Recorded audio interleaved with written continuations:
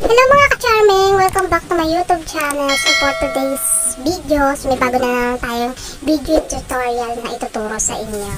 So kung bago ka pa lang sa aking channel, huwag niyo kalilimutan na mag-subscribe. I-hit natin po ang notification bell para updated kayo lagi sa mga bago nating i-upload na video tutorial. Thank you! Hello mga ka-charming! Panibagong video tutorial na naman ang aking ituturo sa inyo.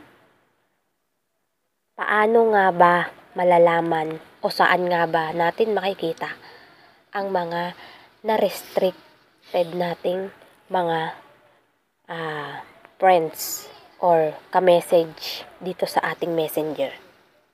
So kung gusto mong malaman, just keep on watching.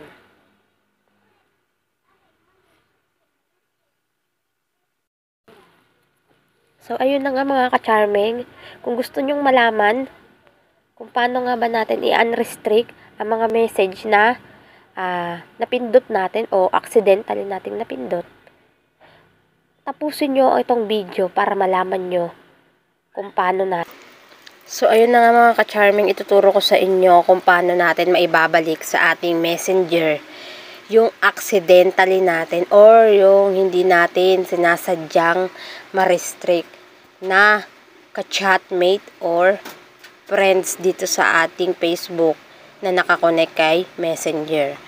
So, una-unang bala sa lahat, pambago lang sa aking YouTube channel, huwag mong kalilimutan na i-hit na yung subscribe button at yung notification bell para updated kayo sa mga video tutorial na kagaya nito. So, paano nga ba natin malalaman? Keep on watching. So, guys, punta na tayo sa ating messenger. Pag nandito na tayo sa ating messenger, okay, magta-try tayo ng, halimbawa, ito na lang, yung friends ng anak ko, yung classmate niya ata to. Kunwari, accidentally niyang napindot ang restrict. Na-restrict niya, kunwari, yan. Dalawa pa natin. Ito, halimbawa, ito ni kinakapatid na, yung nanay ng kinakapatid niya, na-restrict niya. So, nawala na, diba? Nawala na sa list. Ito lang ang gagawin natin. I-click lang natin yung 3-line hamburger sign. And then, pindutin natin tong parang settings. Hanapin natin dito ang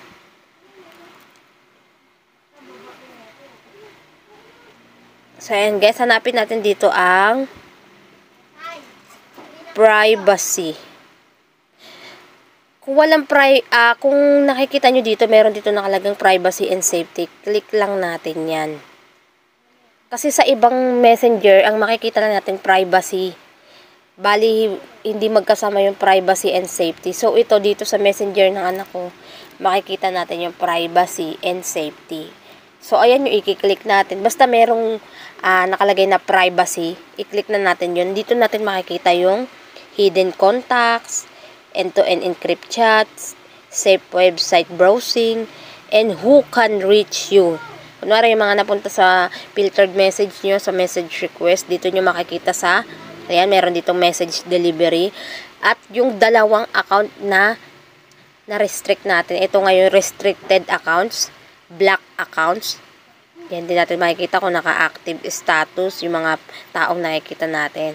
And yung story control natin, kung pwede natin yun dun i-edit or i-delete. So, dito tayo sa privacy, makikita natin dyan yung restricted account. I-click na natin yan. So, nakita natin yung dalawa nating na-restrict na account. Ganito lang natin yan maibabalik. I-click natin siya. And then, pindutin lang natin yung unrestricting. So, ayan, diba? Bali na balik. Bali, lalabas pa rin yung delete or block. Pero pag once na message mo na siya, automatically, mapupunta na siya sa ating messenger. So, i-thumbs up lang natin yan. Makikita natin yan mamaya, later. And then, siyang unrestrict na din natin. And then, pag tinik natin yung thumbs up, makikita na natin siya. I-back lang natin. And then, back lang natin siya, guys. And then, yan, makikita na natin yan. O, diba? Bumalik na si friends natin na accidentally nating napindot.